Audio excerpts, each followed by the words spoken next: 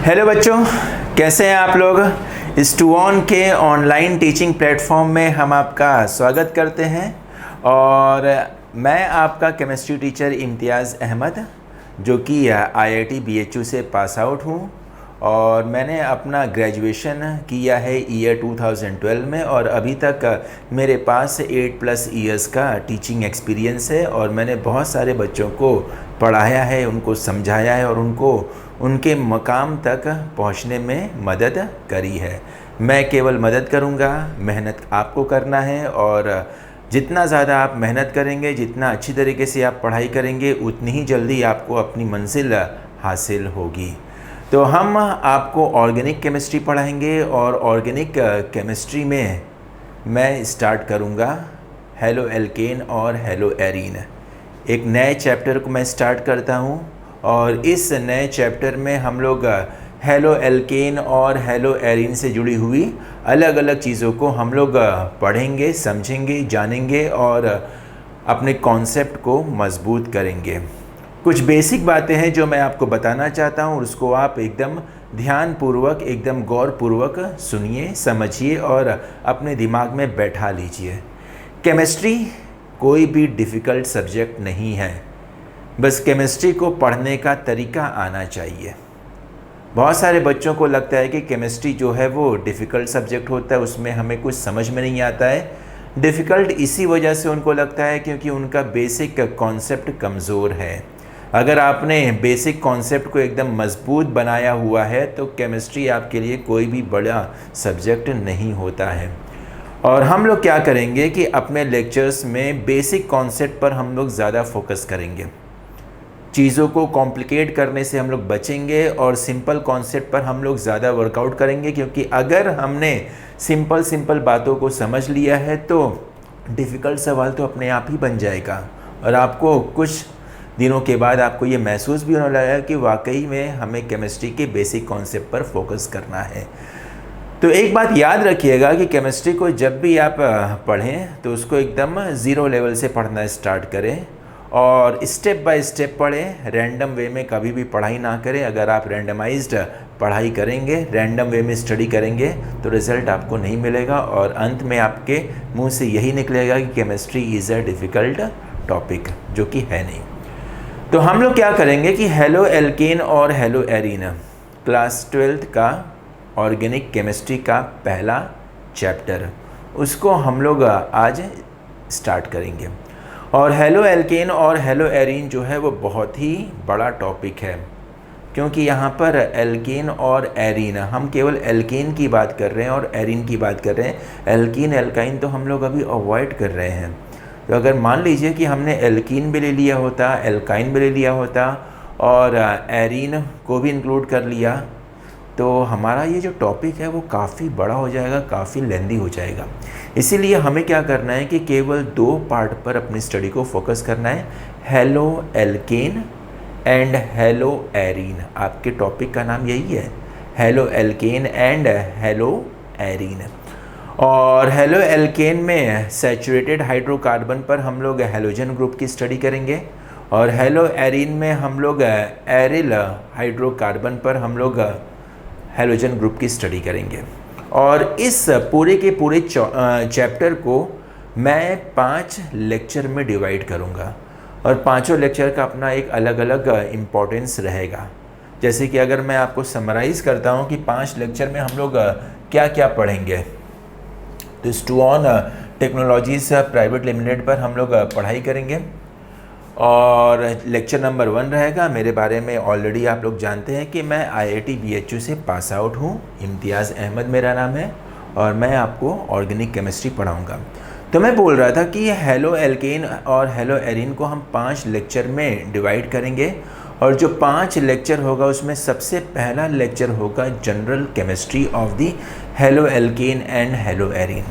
हम लोग halo alkane और हेलो एरीन के जनरल केमिस्ट्री की बात करेंगे। आज का लेक्चर जनरल केमिस्ट्री आधारित रहेगा। दूसरा लेक्चर हम लोग फोकस करेंगे, डेडिकेट करेंगे प्रिपरेशन ऑफ हेलो एल्केन और हेलो एरीन, जो कि केमिकल रिएक्शन आधारित है। हम लोग अलग अलग केमिकल रिएक्शन के द्वारा समझेंगे कि कैसे हम लोग हेलो एल्केन और हेलो एरीन को बना सकते हैं by various substances, by various reactant. ये दूसरा लेक्चर है जो कि हम लोग अगले लेक्चर में देखेंगे। तीसरा लेक्चर हमारा जो डेडिकेट रहेगा वो होगा मैकेनिज़्म ऑफ हेलो एल्केन और हेलो एरीन, मतलब कि chemical properties of halo alkane और हेलो एरीन। और chemical properties of halo alkane and hello arene इतना इम्पॉर्टेंट है कि आपकी कंपटीशन की बात करें, चाहे बोर्ड की बात करें, चाहे कहीं भी बात करें, इस टॉपिक में से तो सवाल बनता ही बनता है। That is a very very important section. और इस केमिकल प्रॉपर्टीज़ को हमने दो पार्ट में डिवाइड किया है, लेक्चर नंबर 3 और लेक्चर नंबर 4। लेक्चर नंबर 3 में हम लोग न्यूक्लियोफिलिक सब्स्टिट्यूशन रिएक्शन को समझेंगे, जो कि बहुत ही इंपॉर्टेंट है हेलो एल्केन और हेलो एरीन के रिस्पेक्ट में। न्यूक्लियोफिलिक सब्स्टिट्यूशन रिएक्शन और अलग अलग तरह के न्यूक्लियोफिलिक सब्स्टिट्यूशन रिएक्शन को हम लोग पढ़ेंगे भी। चौथा लेक्चर जो होगा वो भी केमिकल प्रॉपर्टीज़ पे रहेगा और एक अलग तरह के रिएक्शंस को हम लोग पढ़ेंगे, that will be called as elimination reaction and reaction with metal. Haloalkane और हेलो एरीन जो है मेटल के साथ कैसे रिएक्ट करते हैं या फिर एलिमिनेशन रिएक्शन कैसे देते हैं, उसको भी हम लोग जानेंगे अपने चौथे लेक्चर में। और पांचवा लेक्चर जो होगा वो आधारित रहेगा प्रीवियस ईयर आस्क्ड क्वेश्चन, जो कुछ इम्पॉर्टेंट क्वेश्चंस हम सॉर्ट आउट करेंगे जो कि अभी तक एग्जामिनेशन में पूछा गया है, चाहे वो पीएमटी की बात करें, चाहे वो मेंस की बात करें, चाहे वो एडवांस की बात करें। मुझे लगता है कि जो सवाल बहुत ज़्यादा इम्पॉर्टेंट है, जिसमें कॉन्सेप्ट की भरमार है, उन सारे सवाल को हम आपके सामने प्रस्तुत करेंगे और उस पर हम लोग वर्कआउट करेंगे, उसको हम लोग सॉल्व करेंगे। तो इस तरीके से 5 लेक्चर में हम इस पूरे के पूरे चैप्टर को या टॉपिक को हम लोग कवर करेंगे। तो चलिए हम लोग आज स्टार्ट करते हैं अपने लेक्चर नंबर 1 को। आज हम लोग लेक्चर नंबर 1 करेंगे और जैसे कि मैंने आपको बताया कि लेक्चर नंबर 1 जो होगा वो आधारित होगा किस पे, general chemistry of halo alkane और हेलो एरीन। तो आप लोग क्या करिए कि एक अच्छी सी कॉपी बनाइए और एक अपने पास अच्छा सा पेन रखिए और कॉपी और पेन का भरपूर प्रयोग करिए। कॉपी और पेन का भरपूर प्रयोग करने का मतलब क्या हुआ कि आप नोट्स एकदम अच्छी तरीके से बनाइए, क्योंकि एक बार आपका नोट्स अच्छी तरीके से बनता जाएगा, आप उस नोट्स को रिवाइज करते जाएंगे, आपका रिवीजन पार्ट सक्सेसफुल हो जाएगा और जैसे ही आपका रिवीजन परफेक्ट होता जाएगा, आपका रिजल्ट भी काफ़ी अच्छा होता जाएगा। तो चलिए लेक्चर को स्टार्ट करते हैं विदाउट डिलेइंग आवर टाइम और जनरल हम लोग बात करते हैं, जैसे कि कैसे हम लोग हेलो एल्केन और हेलो एरीन को बनाते हैं। कैसे बनाते हैं हेलो एल्केन और हेलो एरीन? वैसे हेलो एल्केन और हेलो एरीन है क्या? सबसे पहले हम लोग यही जानते हैं हेलो एल्केन और हेलो एरीन है क्या। तो यहाँ पे देखिए हेलो जो वर्ड है दैट सिंबलाइज हेलोजन, ये हेलोजन को सिंबलाइज करता है। और एल्केन किसको सिंबलाइज करता है? एल्केन सिंबलाइज करता है सैचुरेटेड हाइड्रोकार्बन। किसको बच्चा? Saturated hydrocarbon. और एरीन किसको सिंबलाइज करता है? एरीन सिंबलाइज करता है बच्चा किसको?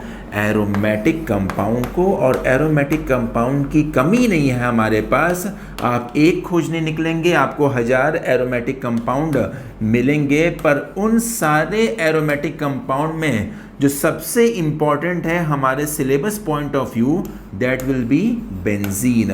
तो हम लोग बेंजीन के ऊपर हेलोजन की स्टडी करेंगे और कैसे बनता है।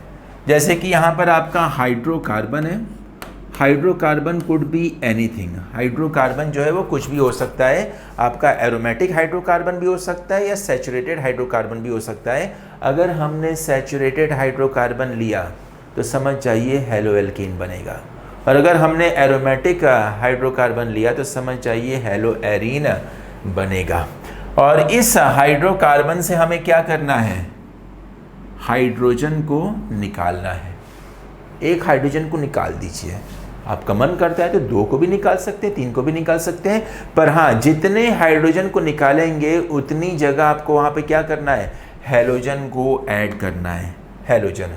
और X कुछ भी हो सकता है, फ्लोरीन, क्लोरीन, ब्रोमीन, आयोडीन, कुछ भी, फ्लोरीन भी हो सकता है, chlorine, bromine, iodine, because they are the halogens. ये क्या है, हैलोजन्स है। और आपको क्या मिलेगा, RX मिल जाएगा, दैट विल बी RX। तो RX could be halo alkane, ये क्या हो सकता है बेटा, ये हेलो एल्केन हो सकता है, या RX could be hello arene, और क्या हो सकता है, हेलो एरीन भी हो सकता है, कुछ भी हो सकता है, ठीक है। तो इस तरीके से हम लोग क्या करेंगे, हेलो एल्केन और हेलो एरीन को बनाएंगे। सिंपल सा जनरल केमिस्ट्री है। अभी तो हम लोग सिंथेसिस की बात नहीं कर रहे हैं, अभी हम लोग प्रिपरेशन की बात नहीं कर रहे हैं, अभी हम लोग केवल जनरल केमिस्ट्री की बात कर रहे हैं कि हाइड्रोजन को हटाइए, हैलोजन को लाइए, हाइड्रोजन को हटाइए, हैलोजन को लाइए, जितने हाइड्रोजन को हटाएंगे उतने हैलोजन को लाएंगे। So this is how a halogenated compound appears. Note करते चलिए इन सारी बातों को। और अगर आपको नोट करने में टाइम लग रहा है तो आप वीडियो सेक्शन को पॉज करके अच्छी तरीके से नोट करिएगा, और फिर जब आप नोट कर लेंगे तो वीडियो सेक्शन को फिर से रिवाइज कर लीजिए, फिर से प्ले कर लीजिए। आई होप आप लोगों ने ये सारी बातों को नोट कर लिया होगा, ठीक है, सारी बातों को नोट कर लिया होगा।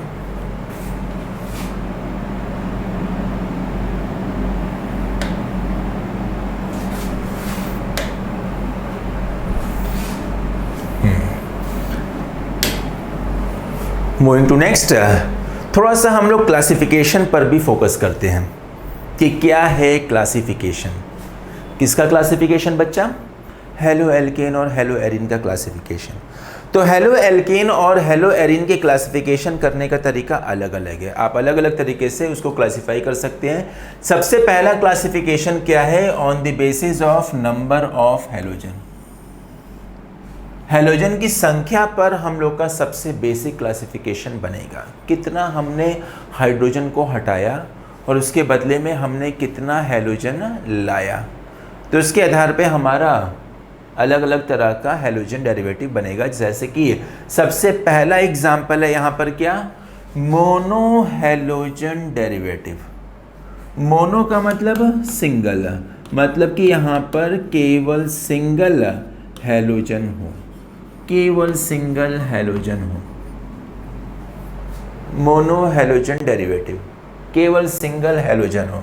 इसमें आपका बहुत सारे एग्जाम्पल आ जाएंगे और उन सारे एग्जाम्पल को हम लोग इसमें हम लोग क्लासिफाई करेंगे, या तो वो RX हो सकता है या तो वो ARX हो सकता है, R for alkyl and AR for allele.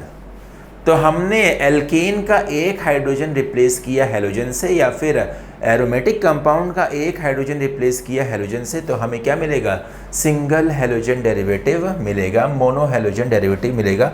बहुत सारे एग्जाम्पल हैं, बहुत सारे एग्जाम्पल है, एग्जाम्पल्स की कमी नहीं है। आप एग्जाम्पल्स के बारे में देखेंगे तो बहुत सारे एग्जाम्पल्स मिलेंगे, जैसे कि जैसे जैसे हम लोग स्टडी को कैरी ऑन करेंगे तो आपको ढेर सारा मोनो हैलोजन डेरिवेटिव का एग्जाम्पल देखने को मिलेगा, वो हम लोग बाद में चर्चा करेंगे।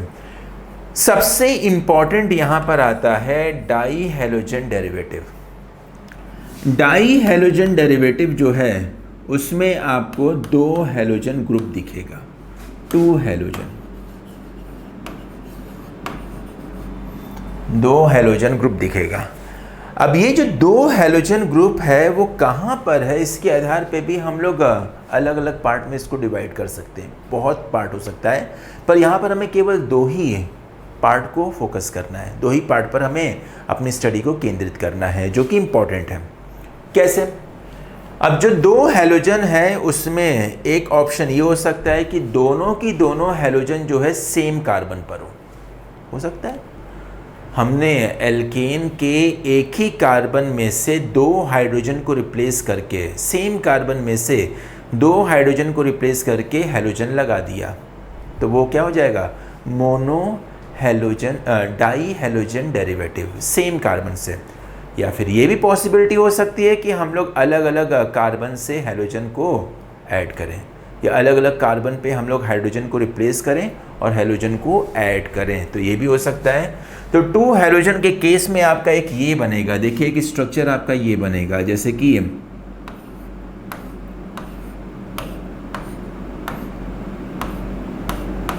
यहाँ पे X कर देते हैं, यहाँ पे X और ये। या फिर इसमें एक और एग्जाम्पल क्या बन सकता है बेटा, एक और एग्जाम्पल तो आपका ये बन सकता है कि यहाँ पे कार्बन है, यहाँ पे कार्बन है, ये मैंने X कर दिया, ये मैंने X कर दिया, यहाँ पर हाइड्रोजन ग्रुप होगा, कुछ और होगा, हमें कोई मतलब नहीं है। ठीक है, तो या तो हमने सेम कार्बन पे हैलोजन किया है, सेम कार्बन,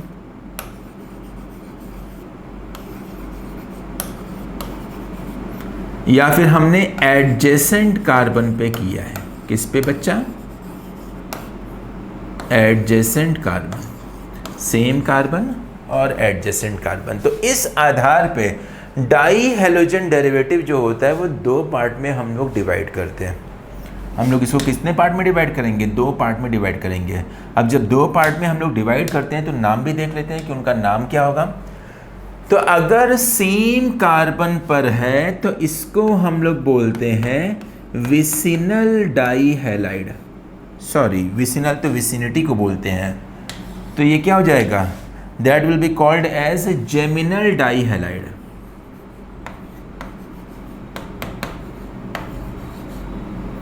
जेमिनल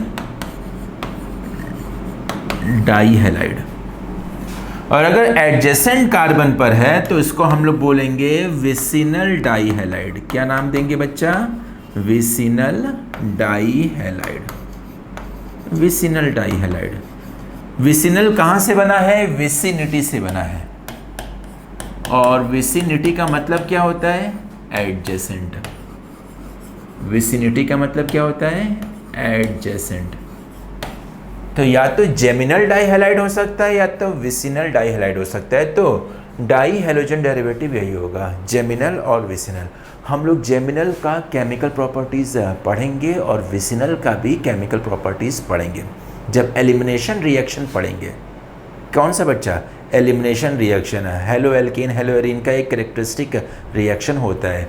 तो एलिमिनेशन रिएक्शन में जेमिनल डाई हैलाइड में भी एलिमिनेशन कराएंगे और विसिनल डाई हैलाइड में भी एलिमिनेशन कराएंगे। तो देखेंगे कि वहाँ पे कौन कौन से प्रोडक्ट मिलते हैं जो कि इम्पॉर्टेंट है, बहुत बार एग्जामिनेशन में तो पूछा भी गया है, जेमिनल डाई हैलाइड।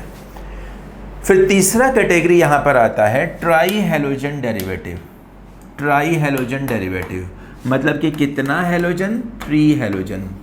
अब इसमें देखिए, अगर हम ट्राई हैलोजन डेरिवेटिव की बात करें तो इसमें क्या होता है कि बहुत सारे हो सकते हैं केसेस, तो उस पर ज़्यादा नहीं करते। अच्छा, एक बात आपको यहाँ पे और बताना चाहेंगे, ध्यान से सुनिएगा। जैसे कि यहाँ पर जो है कि सेम कार्बन पर है तो हमने जेमिनल बोल दिया, एडजेसेंट कार्बन पर है तो हमने यहाँ पर विसिनल बोल दिया।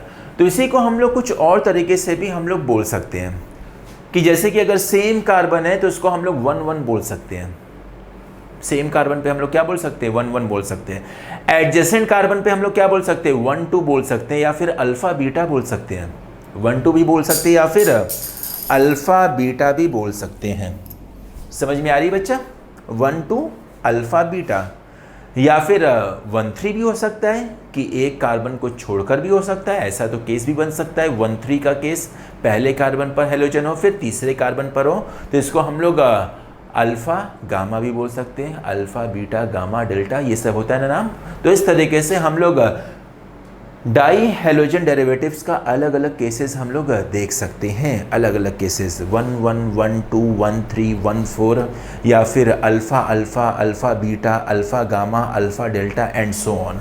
तो इस तरीके से हमारा केसेस बढ़ता जाएगा और वेरिएशन बढ़ता जाएगा। Tetra halogen derivative. Tetra halogen derivative का मतलब है कि सेम कार्बन सेम कार्बन पर नहीं हो सकता है, सेम कार्बन पे हो या फिर अलग अलग कार्बन भी हो सकता है। मतलब कि मॉलिक्यूल पे 4 हैलोजन हो। मॉलिक्यूल पे क्या हो सकता है? 4 हैलोजन हो सकता है, चाहे वो सेम कार्बन भी हो सकता है, जैसे कि carbon tetrachloride CCl4, same carbon पे 4 हैलोजन।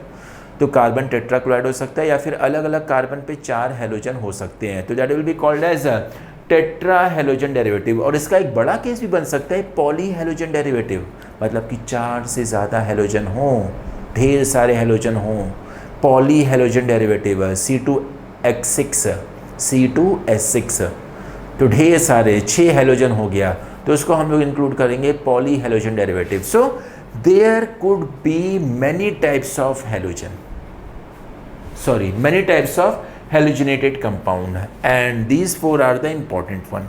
नोट करिएगा इसको, जल्दी से बच्चा नोट करते चलिए, समझते चलिए।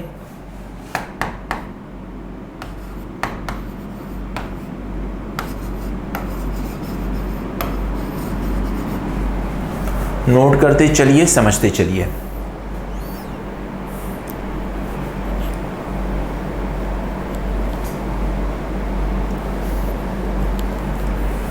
आई होप नोट कर लिया होगा। मूविंग टू नेक्स्ट पार्ट, कुछ और तरीका है क्लासिफिकेशन का on the basis of nature of alkyl group. Alkyl group के नेचर के आधार पे भी हम लोग क्या कर सकते हैं, क्लासिफिकेशन कर सकते हैं कि किस तरह का एल्किल ग्रुप हो, किस तरह का एरिल ग्रुप हो, उसके आधार पे भी हम लोग कर सकते हैं। तो हेलोजन के आधार पे हमने किया था पिछले स्लाइड में, अब एल्किल ग्रुप के आधार पे भी हम लोग क्लासिफिकेशन कर सकते हैं, जिसमें कि सबसे पहला आता है एल्किल हैलाइड। एल्किल हैलाइड कैसे बनेगा, एल्केन से बनेगा। एल्केन में हमने क्या हटाया है, हाइड्रोजन को हटाया है, बदले में क्या ऐड किया, हेलोजन को ऐड किया, तो हमें क्या मिलेगा, एल्किल हैलाइड। क्या मिल गया बेटा, एल्किल हैलाइड मिल गया। फिर एक और आता है that is called as allylic halide. अच्छा, इसमें एक एग्जांपल को भी कोड करते चलते हैं, एग्जांपल को बाद में कोड कर लेंगे। एलाइलिक हैलाइड, एलाइलिक हैलाइड का जैसे कि एलाइलिक है मतलब कि एलिल ग्रुप है, एलाइल ग्रुप है, और एलाइल ग्रुप का स्ट्रक्चर क्या होता है, मुझे लगता है कि एलाइल ग्रुप का स्ट्रक्चर कुछ ऐसा होता है, CH2 double bond CH single bond CH2 और ये X। This will be called as allylic halide. Benzylic halide, benzene ring से जुड़ा हुआ स्ट्रक्चर है, तो हमने बेंजीन बना दिया, और बेंजीन बनाने के बाद बेंजिल बना दिया, CH2 को हम लोग बेंजिल बोलते हैं, और यहाँ पे हमने हेलोजन जोड़ दिया, तो benzylic halide. Aryl halide, aryl halide में क्या होता है कि हेलोजन सीधे सीधे एरोमेटिक रिंग पर जुड़ा है, सीधे सीधे एरोमेटिक रिंग पर जुड़ा हुआ है। विनाइलिक हैलाइड, विनाइलिक हैलाइड में क्या बोलेंगे, विनाइल ग्रुप सबसे पहले ड्रॉ करेंगे, तो CH2 डबल बॉन्ड CH को हम लोग विनाइल ग्रुप बोलते हैं, और हेलोजन हमने जोड़ दिया। और एल्काइनिल हैलाइड, एल्काइनिल हैलाइड में हम लोग एल्काइन ग्रुप को यूज़ में लाएंगे, तो यहाँ पर हो गया ट्रिपल बॉन्ड, फिर ये C, और फिर ये क्या हो गया, X हो गया। So these are the various structures of halogenated hydrocarbon. इसमें हमने एक एग्जांपल नोट कर लिया है, क्या, CH3X। एक सिंपल सा एग्जांपल करते हैं, क्योंकि अब इसमें समझने के लिए बहुत सारी चीज़ें छुपी हुई हैं, उसी को हम लोग स्टडी करते हैं। तो ये सब हमारा जो हो गया वो अलग अलग तरह का एल्किल या एरिल ग्रुप हो गया है। अब इसमें हम लोग समझते क्या है कि जिस कार्बन से हेलोजन जुड़ा हुआ है उसका हाइब्रिडाइजेशन क्या है, क्योंकि इसकी ज़रूरत पड़ेगी जब हम लोग केमिकल प्रॉपर्टीज़ में एंटर करेंगे, तो हमें सबसे पहले वहाँ पे डिटरमाइन करना पड़ेगा कि हाइब्रिडाइजेशन क्या है, क्योंकि हाइब्रिडाइजेशन ही बहुत सारे केमिकल रिएक्शन को कराता है या फिर रोकता है। जैसे कि जब हम लोग एल्किल हैलाइड की बात करते हैं, तो जिस कार्बन से हेलोजन जुड़ा हुआ है उस कार्बन का हाइब्रिडाइजेशन यहाँ पर क्या है बेटा, sp3 है। कार्बन के पास 4 सिग्मा बॉन्ड, कार्बन के पास कोई भी लोन पेयर नहीं, तो 4 + 0 का वैल्यू 4, और 4 का मतलब sp3 हाइब्रिडाइजेशन। आपको हाइब्रिडाइजेशन निकालने का तरीका आना चाहिए। इनऑर्गेनिक केमिस्ट्री का बहुत ही इंपॉर्टेंट सेक्शन है to find out the hybridisation of a atom in a molecule. Allylic halide की बात करते हैं तो जिस कार्बन पे हेलोजन जुड़ा हुआ है वह कार्बन जो है 4 सिग्मा बॉन्ड से जुड़ा हुआ है। तो ऑब्वियस सी बात है कि यहाँ पे भी हाइब्रिडाइजेशन क्या हो गया, sp3 हो गया। बेंजाइलिक हैलाइड की बात करते हैं तो इस कार्बन पे भी मेरे ख्याल से बच्चे समझ गए हैं कि यहाँ पे भी हाइब्रिडाइजेशन sp3 हो गया। क्या हो गया बेटा, sp3 हो गया। एरिल हैलाइड की बात करें तो जिस कार्बन से हेलोजन जुड़ा हुआ है वह कार्बन केवल 3 सिग्मा बॉन्ड बनाया है, एक पाई बॉन्ड है। पाई बॉन्ड को हम लोग हाइब्रिडाइजेशन में काउंट नहीं करेंगे, तो 3 सिग्मा बॉन्ड बनाया हुआ है, तो 3 सिग्मा बॉन्ड की वजह से यहाँ पे हाइब्रिडाइजेशन क्या हो जाएगा, sp2। तो एरिल हैलाइड में carbon having halogen group is sp2 hybridised. उसी तरीके से मुझे लगता है कि यहाँ पे भी क्या है बेटा, sp2 है, 3 सिग्मा बॉन्ड और एक पाई बॉन्ड को हटा दिए, लोन पे अगर है ही नहीं। और यहाँ पे अगर देखेंगे तो यहाँ पे क्या हो जाएगा hybridisation, this will be sp hybridisation, क्योंकि यहाँ पर 2 सिग्मा बॉन्ड है, पाई बॉन्ड की ज़रूरत नहीं है, लोन पेयर है नहीं, तो इस वजह से हाइब्रिडाइजेशन क्या हो जाएगा, sp हाइब्रिडाइजेशन हो जाएगा। तो एक बार जब आप लोग हाइब्रिडाइजेशन निकाल लेते हो ना तो उसके बाद ऑटोमेटिकली बहुत सारी चीज़ें अपने आप समझ में आने लगती है। जैसे कि फॉर एग्जांपल बॉन्ड लेंथ भी आप निकाल लोगे, बॉन्ड ऑर्डर भी आप निकाल लोगे, कंपेयर कर लोगे कि कहाँ पे बॉन्ड लेंथ ज़्यादा है, कहाँ पे कम है, कहाँ पे बॉन्ड ऑर्डर ज़्यादा है, कहाँ पे बॉन्ड ऑर्डर कम है। तो हाइब्रिडाइजेशन का पता करना वेरी इंपॉर्टेंट फिनोमेना। ठीक है, नोट करिएगा बच्चा।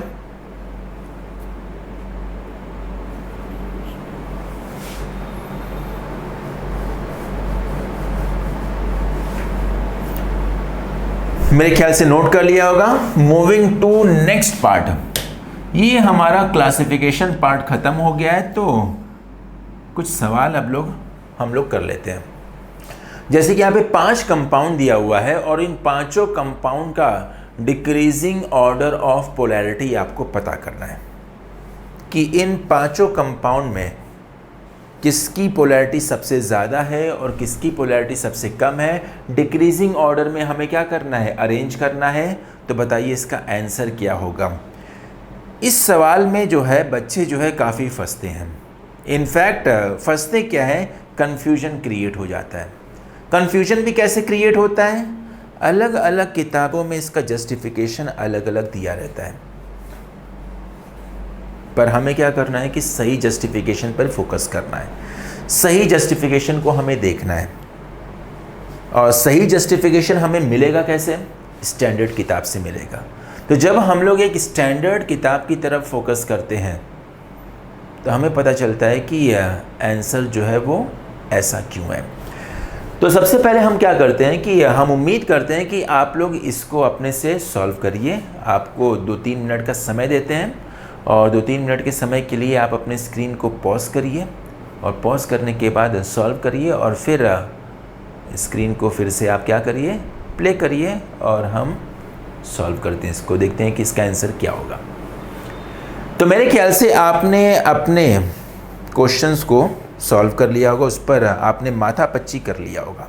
तो चलिए देखते हैं कि आपकी माथापच्ची सही हुई है कि नहीं हुई है।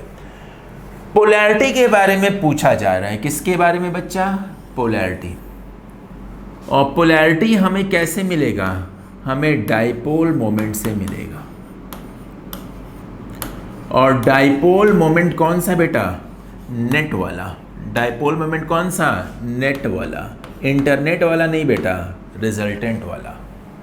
तो नेट डाइपोल मोमेंट से मिलेगा, नेट डाइपोल मोमेंट से मिलेगा। डाइपोल मोमेंट जो है वो बॉन्ड के पोलैरिटी को रिप्रेजेंट करता है। डाइपोल मोमेंट बॉन्ड की पोलैरिटी को रिप्रेजेंट करता है।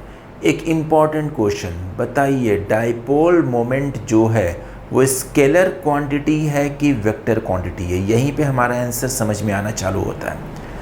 तो आपको पता है कि डाइपोल मोमेंट जो है that is a vector quantity. ये कैसी क्वांटिटी है बच्चा, that is a vector quantity. गांठ बांध के रख लीजिए, ये वेक्टर क्वांटिटी है। मतलब कि इसके पास मैग्नीट्यूड भी होगा और साथ ही साथ इसके पास क्या होगा बच्चा, डायरेक्शन भी होगा। तो बहुत सारे बच्चे क्या करते हैं कि मैग्नीट्यूड को तो काउंट मिले आते हैं पर डायरेक्शन को भूल जाते हैं, जिसकी वजह से उनका आंसर गलत हो जाता है। अब यहाँ पे देखिएगा, अगर हम पहले वाले ऑप्शन को देखते हैं और पांचवें वाले ऑप्शन को देखते हैं, तो पहले वाले ऑप्शन में कार्बन का हाइब्रिडाइजेशन क्या है, sp3 है। इनफैक्ट हर जगह sp3 ही है, तो यहाँ पे भी क्या है, sp3 है। और sp3 में ज्योमेट्री क्या होता है, टेट्राहेड्रल होता है। मतलब कि कार्बन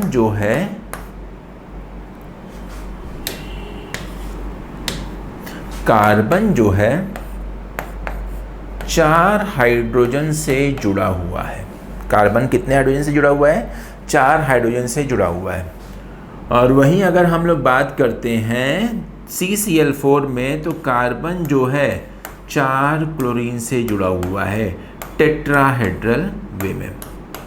अब क्योंकि यहाँ पर स्ट्रक्चर एकदम यूनिफॉर्म है, कैसा स्ट्रक्चर है बच्चा, यूनिफॉर्म स्ट्रक्चर है, तो यहाँ पे सारे के सारे बॉन्ड लेंथ जो होगा वो क्या होगा, 109 डिग्री 28 मिनट का होगा, एकदम इक्वल होगा।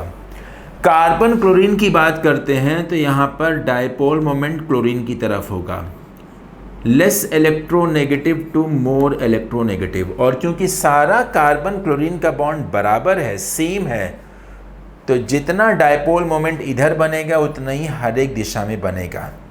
जब हम लोग वेक्टर सम करेंगे, मतलब कि डायरेक्शन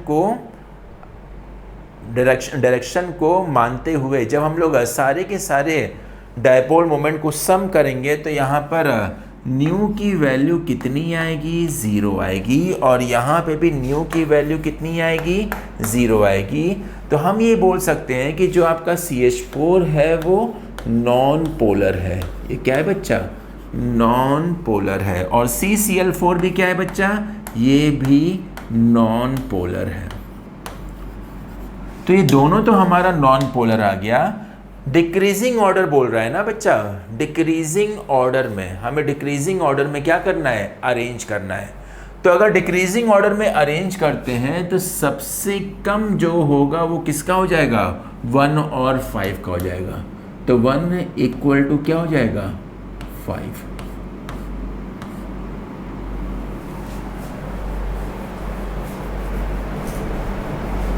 ठीक है, सबसे कम डिक्रीज है। अब बच गया सेकेंड, थर्ड और फोर्थ। सेकेंड में देखिए 1 क्लोरीन है, थर्ड में 2 क्लोरीन है और फोर्थ में 3 क्लोरीन है। फोर्थ में 3 क्लोरीन है। अब बच्चों से गलती यहीं पर होती है, 3 क्लोरीन के चक्कर में आकर वो क्या करते हैं, अपना आंसर गलत करके बैठ जाते हैं। वो बोलते हैं कि सर यहाँ पर 3 क्लोरीन है, तो इसकी वजह से यहाँ पे डायपोल मोमेंट ज़्यादा बनेगा, और जब डायपोल मोमेंट ज़्यादा बनेगा तो पोलैरिटी भी क्या हो जाएगी, ज़्यादा हो जाएगी। तो इसको हमें सबसे आगे करना चाहिए। कहाँ पे करना चाहिए बच्चा, सबसे आगे करना चाहिए। पर गलत, आपने केवल संख्या को देखा है, आपने दिशा को नहीं देखा है। अगर आप दिशा को भी देखेंगे, वेक्टर सम रूल करेंगे, एंगल्स को ब्रेक करेंगे, बाद में उस पर वेक्टर सम लगाएंगे, तब आपको पता चलेगा कि जो Cl3 है वो पिछड़ जाता है। Cl3 क्या होता है बच्चा, पिछड़ जाता है। और सबसे आगे आ जाता है क्या, CH3Cl। सबसे आगे क्या आ जाता है, CH3Cl। तो याद रखिए सेकेंड वाला सबसे आगे रहेगा, फिर थर्ड वाला उससे पीछे रहेगा, फिर फोर्थ वाला उससे पीछे रहेगा, और सबसे पीछे 1 और 5 हो जाएंगे, जो कि बराबर हो जाएगा। कहने का मतलब इन पांचों में सबसे ज़्यादा पोलर जो होगा वो CH3Cl होगा। क्या होगा बच्चा, CH3Cl होगा। सबसे ज़्यादा पोलर क्या हो जाएगा, CH3Cl हो जाएगा। इसको नोट करिएगा और इसको समझिएगा, इस पर कोई भी कन्फ्यूजन नहीं होना चाहिए। अब बच्चे क्या करते हैं, इसको रट लेते हैं, बोलते हैं कि इतना समझना क्या है, हम केवल रट ही लेते हैं, पूछेगा तो यही पूछेगा। ओके, नोट कर लिया बच्चा।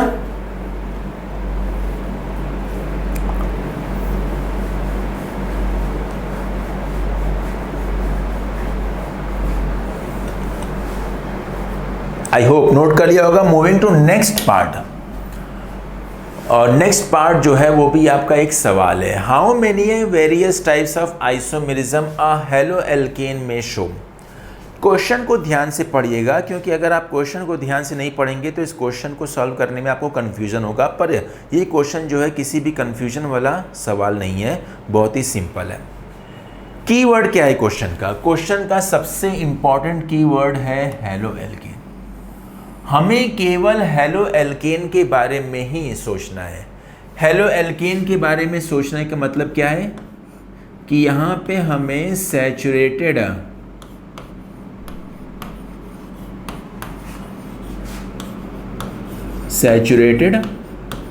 हाइड्रोकार्बन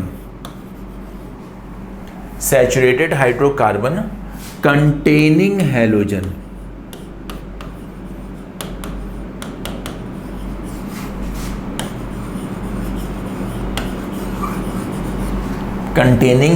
के बारे में ही सोचना है। मतलब कि कोई डबल बॉन्ड है क्या? नहीं है। कोई ट्रिपल बॉन्ड है क्या? नहीं है। हमें किसके बारे में सोचना है? कार्बन कार्बन सिंगल बॉन्ड के बारे में सोचना है, तभी आपका ये आंसर होगा। तो जैसे कि मैंने ऑलरेडी आपको हिंट दे दिया है, तो आप बताइए कि कितने तरह का आइसोमेरिज्म हेलो एल्केन शो करेगा।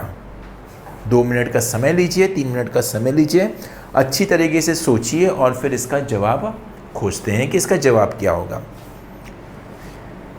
कुछ चीज़ें जो है, जैसे कि बेसिक केमिस्ट्री में हम लोग क्या करते हैं, जनरल केमिस्ट्री में हम लोग क्या करते हैं कि बहुत ही बेसिक बातें हम लोग पढ़ते हैं।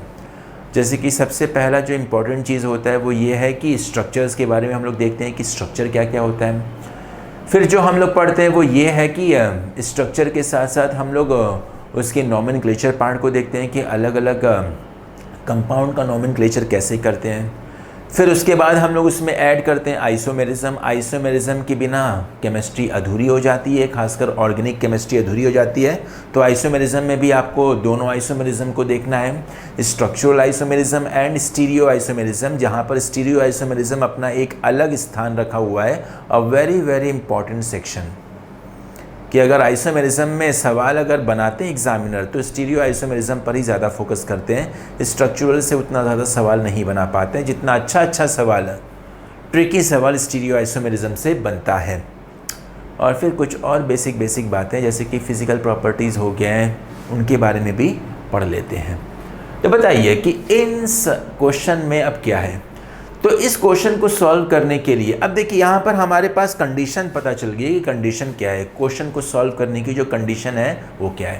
पहली कंडीशन ये है कि डबल बॉन्ड ट्रिपल बॉन्ड नहीं है, पूरा का पूरा सिंगल बॉन्ड है। और दूसरी कंडीशन ये है कि यहाँ पर हैलोजन ग्रुप है।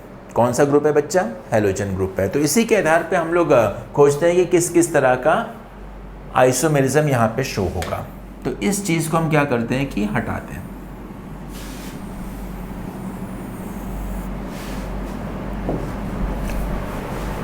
पहले अगर हम लोग बात करते हैं स्ट्रक्चरल आइसोमेरिज्म में,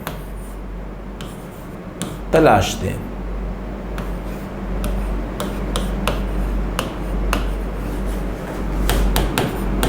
कि स्ट्रक्चरल आइसोमेरिज्म में कौन कौन सा आइसोमेरिज्म शो करेगा।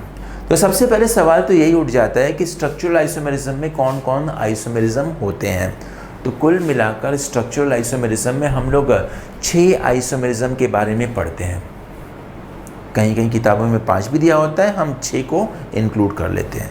6 आइसोमेरिज्म को हम लोग देखते हैं, जिसमें कि सबसे पहला आता है चेन आइसोमेरिज्म। अब सवाल ये है कि क्या हेलो एल्केन और हेलो एरीन, हम हेलो एल्केन पर फोकस करते हैं क्योंकि क्वेश्चन में हेलो एल्केन दिया हुआ है। तो क्या हेलो एल्केन चेन आइसोमेरिज्म को शो करेगा? तो मेरे ख्याल से इसको शो करना चाहिए कि नहीं करना चाहिए? बिल्कुल करना चाहिए। जैसे कि फॉर एग्जांपल हमने यहाँ पर ये स्ट्रक्चर ड्रॉ कर लिया, CH3 CH2 CH2 CH2 और ये Cl, और इसके अलावा हमने एक ये स्ट्रक्चर भी ड्रॉ कर लिया, CH3 CH then comes CH3, CH2 और Cl। देखिए मॉलिक्यूलर फार्मूला सेम है, स्ट्रक्चरल फार्मूला अलग है। और स्ट्रक्चरल फार्मूला क्यों अलग है? क्योंकि यहाँ पर पेरेंट चेन की लंबाई वेरी कर रही है। ऊपर वाले स्ट्रक्चर में पेरेंट चेन में 4 कार्बन है और नीचे वाले स्ट्रक्चर में पेरेंट चेन में 3 कार्बन है। तो yes they will show chain isomerism, chain isomerism को बिल्कुल शो करेंगे। तो हमें पता चल गया कि यहाँ पे चेन आइसोमेरिज्म मिलेगा। दूसरा सवाल या दूसरा आइसोमेरिज्म क्या हो सकता है? Position isomerism. तो अब तलाशते हैं कि क्या हेलो एल्केन पोजीशन आइसोमेरिज्म को शो करेगा। क्या हेलो एल्केन पोजीशन आइसोमेरिज्म को शो करेगा? तो मुझे लगता है कि पोजीशन आइसोमेरिज्म भी ये शो करना चाहिए। क्यों शो करना चाहिए? एग्जाम्पल के साथ हम बात करते हैं। तो एग्जाम्पल देखिए, बड़ा छोटा सा, बड़ा सिंपल सा हम कोट करते हैं। ये हो गया। और इसके अलावा क्या हो जाएगा? CH3, CH, यहाँ पर CH3 और ये क्या हो जाएगा? Cl। कैसे पोजीशन आइसोमेरिज्म हुआ? क्योंकि यहाँ पर हेलोजन ग्रुप की पोजीशन चेंज कर रही है। ऊपर वाले स्ट्रक्चर में पहले कार्बन पे हेलोजन है और नीचे वाले स्ट्रक्चर में दूसरे कार्बन पे हेलोजन है। पोजीशन आइसोमेरिज्म होने के लिए जो सबसे इम्पॉर्टेंट कंडीशन ये होती है कि पेरेंट चेन की लंबाई सेम होनी चाहिए, मॉलिक्यूलर फॉर्मूला सेम होना चाहिए, तभी पोजीशन आइसोमेरिज्म को तलाशेंगे। अगर पेरेंट चेन की लंबाई डिफर कर गई तो वहाँ पे पोजीशन आइसोमेरिज्म का नाम नहीं लेंगे, वहाँ पर हम लोग चेन आइसोमेरिज्म कहेंगे, जैसे कि ऊपर वाले स्ट्रक्चर में हो गया। तो पोजीशन आइसोमेरिज्म भी शो करेगा।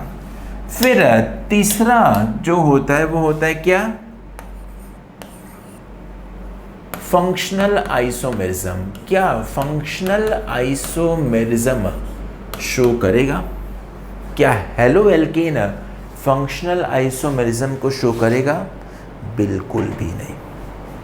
हेलो एल्केन कभी भी फंक्शनल आइसोमेरिज्म को शो नहीं करेगा, क्योंकि हेलोजन जो है वो हेलोजन की तरह ही रहेगा, किसी और फंक्शनल ग्रुप में वो चेंज नहीं कर सकता है। तो इसका आंसर हो गया नो, ये गलत हो गया। चौथा, रिंग चेन आइसोमेरिज्म। ये आपने सुना होगा, रिंग चेन आइसोमेरिज्म, कि मॉलिक्यूल रिंग के फॉर्म में भी एग्जिस्ट कर सकता है, मॉलिक्यूल चेन के फॉर्म में भी एग्जिस्ट करता है। मॉलिक्यूलर फॉर्मूला सेम होना चाहिए। मॉलिक्यूलर फॉर्मूला क्या होना चाहिए? सेम होना चाहिए। तो या तो वो रिंग के फॉर्म में एग्जिस्ट कर सकता है या फिर चेन के फॉर्म में एग्जिस्ट करता है। पर रिंग चेन आइसोमेरिज्म को शो करने के लिए डबल बॉन्ड इक्विवेलेंट का होना बहुत ज़रूरी है। विदाउट डबल बॉन्ड इक्विवेलेंट हम किसी भी चेन फॉर्म को रिंग फॉर्म में कन्वर्ट नहीं कर सकते हैं। डबल बॉन्ड इक्विवेलेंट के बारे में पढ़ लीजिएगा, बहुत ही इंपॉर्टेंट चीज़ है। डबल बॉन्ड इक्विवेलेंट जो होता है वो हमारे काम को आसान बनाता है। जैसे कि आइसोमेरिज्म में अगर हमें स्ट्रक्चरल आइसोमेरिज्म को ड्रॉ करना है तो डबल बॉन्ड इक्विवेलेंट जो होता है उस चीज़ को करने के लिए बहुत ही आसान बनाता है। तो रिंग चेन आइसोमेरिज्म को होने के लिए डबल बॉन्ड इक्विवेलेंट का होना ज़रूरी है। या तो 1 हो या तो 2 हो। 1, 2 कम से कम एक तो होना ही चाहिए, तभी चेन फॉर्म रिंग फॉर्म में कन्वर्ट करेगा। अब क्योंकि हेलो एल्केन है, सैचुरेटेड कंपाउंड है, डबल बॉन्ड है ही नहीं चेन स्ट्रक्चर में, तो यहाँ पे डबल बॉन्ड इक्विवेलेंट बनेगा ही नहीं। जब डबल बॉन्ड इक्विवेलेंट नहीं बनेगा तो रिंग चेन आइसोमेरिज्म भी आपको नहीं मिलेगा। पांचवा आता है मेटामेरिज्म। अब ये जानते हैं कि मेटामेरिज्म जो है हेलो एल्केन देगा कि नहीं देगा। मेटामेरिज्म की भी कंडीशन को समझ लीजिए। मेटामेरिज्म वही फंक्शनल ग्रुप देता है जो कि डाईवैलेंट हो या फिर ट्राईवैलेंट हो। मोनोवैलेंट ग्रुप कभी भी मेटामेरिज्म नहीं देता है। जैसे कि halogen are the monovalent. Halogen से क्या हो सकता है? केवल एक ही कार्बन जुड़ सकता है। तो हेलोजन जो है वो मोनोवैलेंट है और मोनोवैलेंट कभी भी मेटामेरिज्म शो नहीं करता है। Metamerism is the characteristic property of divalent और ट्राईवैलेंट। जैसे कि ऑक्सीजन ऑक्सीजन के दोनों तरफ हम लोग कार्बन लगा सकते हैं क्योंकि वो डाईवैलेंट है। तो क्योंकि हैलोजन मोनोवैलेंट है तो इस वजह से मेटामेरिज्म भी शो नहीं करेगा। छठा जो कि सबसे इंपॉर्टेंट है वो है टॉटामेरिज्म। टॉटामेरिज्म, अब सवाल ये है कि क्या टॉटामेरिज्म शो करेगा। देखिए, टॉटामेरिज्म को शो करने के लिए दो कंडीशन चाहिए। पहली कंडीशन, इलेक्ट्रॉन विड्रॉइंग ग्रुप होना चाहिए, और दूसरी कंडीशन पाई बॉन्ड होना चाहिए, तभी टॉटामेरिज्म मिलेगा। आप टॉटामेरिज्म का एग्जाम्पल को याद करिए, आपको ये दो कंडीशन वहाँ पे देखने को मिलेगा, इलेक्ट्रॉन विड्रॉइंग ग्रुप और पाई बॉन्ड। पाई बॉन्ड है तभी वहाँ पर पाई इलेक्ट्रॉन की शिफ्टिंग होगी, वरना शिफ्टिंग नहीं होगी। अब देखिए, इलेक्ट्रॉन विड्रॉइंग ग्रुप तो है, halogen is a electron withdrawing group, तो एक कंडीशन तो सेटिस्फाई कर रहा है, पर दूसरा कंडीशन सेटिस्फाई नहीं हो रहा है बच्चा। वो क्या है? पाई बॉन्ड, डबल बॉन्ड की जो ज़रूरत है, पाई इलेक्ट्रॉन की ज़रूरत है, वो नहीं है, क्योंकि हमारा कंपाउंड जो है वो सैचुरेटेड है। तो इस वजह से टॉटामेरिज्म भी यहाँ पर हमें नहीं देखने को मिलेगा। तो कहने का मतलब हेलो एल्केन जो है केवल चेन आइसोमेरिज्म को शो करेगा और पोजीशन आइसोमेरिज्म को शो करेगा। केवल चेन आइसोमेरिज्म को शो करेगा और पोजीशन आइसोमेरिज्म को शो करेगा, बाकी किसी भी तरह का स्ट्रक्चरल आइसोमेरिज्म ये शो नहीं करेगा। पर बच्चा, अभी कहानी पूरी नहीं हुई है। अभी तो हमने केवल स्ट्रक्चरल आइसोमेरिज्म की बात किया है, अभी स्टीरियो आइसोमेरिज्म पे भी हमें बात करना है। तो बात कर लेते हैं स्टीरियो आइसोमेरिज्म का।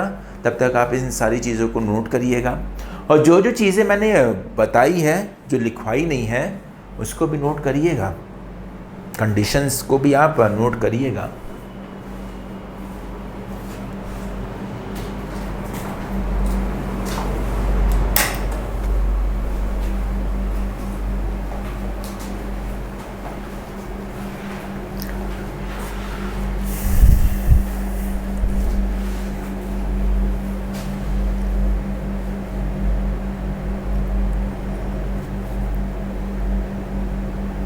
मेरे ख्याल से नोट कर लिया होगा आपने। Moving to next part,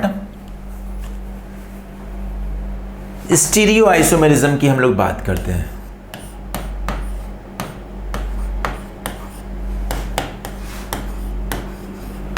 stereo isomerism में हम लोग तीन तरह के आइसोमेरिज्म को पढ़ते हैं। सबसे पहला होता है ज्योमेट्रिकल।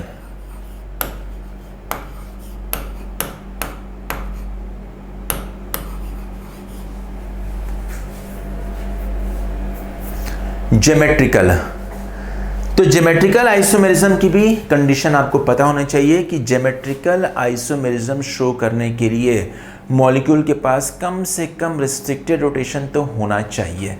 कम से कम रिस्ट्रिक्टेड रोटेशन होगा तभी हम आगे की बात करेंगे, वरना आगे की बात करना तो बेवकूफ़ी होती है। तो कम से कम रिस्ट्रिक्टेड रोटेशन होना चाहिए। हमारा कंपाउंड क्या है? Halo alkane. हमारा कंपाउंड क्या है बच्चा? हेलो एल्केन है। और रिस्ट्रिक्टेड रोटेशन कहाँ पे देखने को मिलता है? डबल बॉन्ड में और साइक्लिक कंपाउंड में। अब क्योंकि हमारा मॉलिक्यूल में ना तो डबल बॉन्ड है, ना तो हमारा मॉलिक्यूल साइक्लिक कंपाउंड है, तो इस वजह से हम ये बोल सकते हैं कि हेलो एल्केन में ज्योमेट्रिकल आइसोमेरिज्म नहीं देखने को मिलेगा। फिर नंबर आता है ऑप्टिकल का। ऑप्टिकल आइसोमेरिज्म का रिक्वायरमेंट क्या होता है? Chiral centre. अगर मॉलिक्यूल में कायरल सेंटर आ गया तो ऑप्टिकल एक्टिविटी देखने को मिलेगा। तो क्या हेलो एल्केन में कायरल सेंटर मिल सकता है? बिल्कुल मिल सकता है। हम एक कार्बन ऐसा बनाए जहां पर हमने हाइड्रोजन लगाया है, एक हेलोजन लगाया है, इधर हमने CH3 लगा दिया और इधर हमने C2H5 लगा दिया। तो देखिए, ये वाला कार्बन जो हो गया वो कायरल हो गया, मतलब कि ये कंपाउंड जो होगा वो क्या हो जाएगा? Optical active. क्या हो जाएगा बच्चा? ऑप्टिकल एक्टिव हो जाएगा। तो ऑप्टिकल आइसोमेरिज्म शो कर सकता है। और फिर अंत में आता है कन्फर्मेशनल। और कन्फर्मेशनल आइसोमेरिज्म को शो करने के लिए जो रिक्वायरमेंट है वो क्या है? तो कन्फर्मेशनल आइसोमेरिज्म को शो करने के लिए जो सबसे इंपॉर्टेंट रिक्वायरमेंट होती है वो कार्बन कार्बन सिग्मा बॉन्ड की होती है। फ्री रोटेशन हो जाए। तो जब फ्री रोटेशन होगा तो अलग अलग कार्बन पर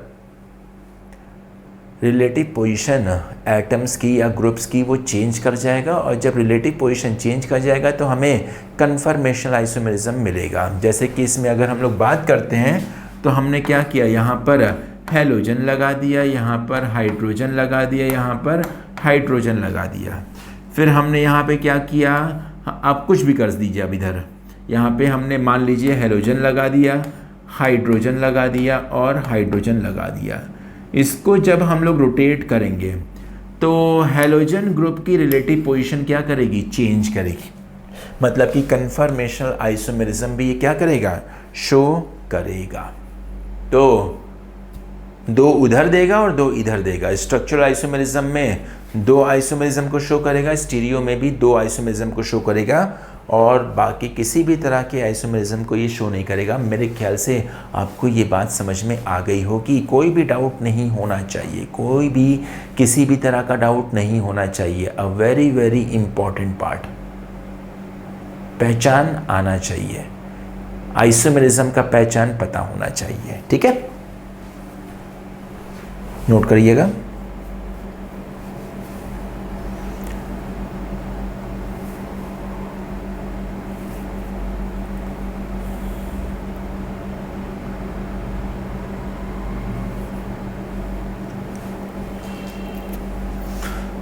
तो मेरे ख्याल से आज का ये पहला लेक्चर जो है वो यहीं पे समाप्त होता है। That's all from the today's and, कि जो हमारा पहला लेक्चर है हेलो एल्केन और हेलो एरीन का, और वो भी क्या था, जनरल केमिस्ट्री वाला पार्ट था। तो जनरल केमिस्ट्री वाला पार्ट हम यहीं पे समाप्त करते हैं। इतना काफ़ी है। वैसे इतना ही नहीं है, इसके अलावा भी बहुत सारी चीज़ें हैं जो कि आप अपने से स्टडी कर सकते हैं, अपने लेवल पर उसको समझ सकते हैं, उसको आप लोग कॉन्सेप्ट को गैदर कर सकते हैं। पर इतना काफ़ी है कि बेसिक लेवल के सवाल को करने के लिए that is more than enough. तो ये हमारा पहला लेक्चर ख़त्म होता है। तो अगले लेक्चर में, सेकंड लेक्चर में, हम लोग इसके प्रिपरेशन की बात करेंगे कि हेलो एल्केन और हेलो एरीन को कैसे प्रिपेयर करते हैं, किस तरीके से प्रिपेयर करते हैं। तो हम लोग अगले लेक्चर में मिलते हैं। और इस लेक्चर को क्लोज़ करने से पहले मैं आपसे कुछ इम्पॉर्टेंट बात करना चाहता हूँ। इम्पॉर्टेंट बात ये है कि ये जो लेक्चर हमने अभी ख़त्म किया है, ये लेक्चर अभी ख़त्म नहीं हुआ है। अभी इसमें बहुत सारी चीज़ें अभी आपको करना बाकी है।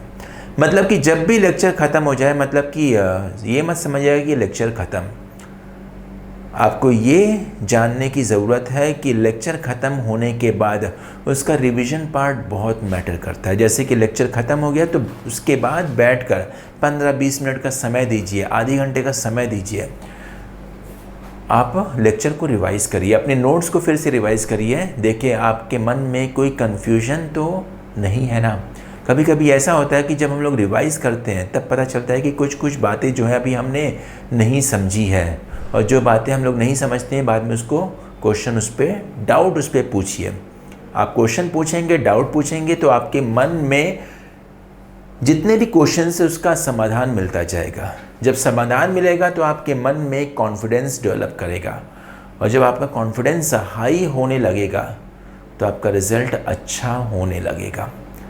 फाइनल जो एग्ज़ामिनेशन होता है उसमें 2 चीज़ों की ज़रूरत होती है, केवल और केवल 2 चीज़ों की ज़रूरत होती है फाइनल एग्ज़ामिनेशन में। सबसे पहली चीज़ जो मैटर करती है वो ये है कि आपका कॉन्सेप्ट, आपने कितने अच्छी तरीके से कॉन्सेप्ट को गैदर किया है।